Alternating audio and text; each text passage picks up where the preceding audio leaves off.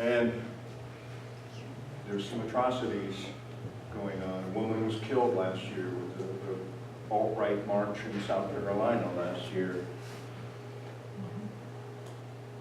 And if you want to know more about the alt-right and its connection to all of this and to fascism, there's two good books here, one about the alt-right and the other about a guy who was in the alt-right and came out.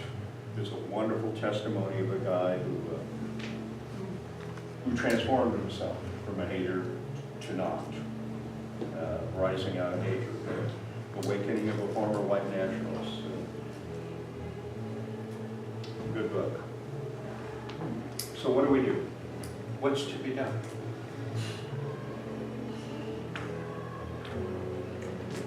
Anybody familiar with Sophie Scholl, The White Rose? Yeah. Yes. Yes. Kids. Sophie Scholl was 20. And they reacted. They ran out flyers. They dropped them in the atrium at the University of Munich. And it was almost certain death, suicide, almost a suicidal act to oppose Germany in the midst of the war, 1943. If you know what that kind of courage is, or you want to try and know, take an anti-Trumpicide to a football game sometime. This is courage beyond measure. And these words echo down to us.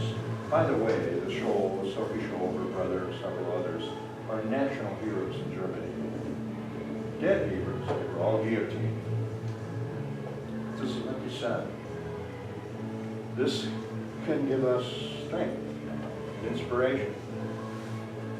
Nothing is so worthy of a civilized society as allowing itself to be governed without opposition by an irresponsible clique that has yielded to base instinct.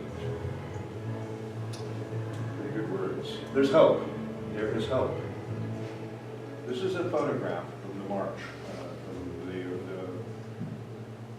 the events that occurred in South Carolina and the gathering of the alt-right and the night after their torchlight parade. And you can see them in the foreground with their American flags intermixed with their Confederate flags, with their Nazi flags. And they're being confronted by a much larger crowd. And look at the banner. Diversity makes us stronger. And there's another banner in the crowd. You fascist scum. They must be opposed. We have to stand against this. I'm not advocating violence. I never would. I'm nonviolent. I'm Gandhi, Martin Luther King in my guts. But nevertheless, there are ways to stand. And how much longer will this go on? As long as we let it. It's not us. We're bigger than this. We're better than this. We can't let them control us with fear and hatred and bigotry. Because that's what fascism was all about. That is the beating heart of that goddamn ideology.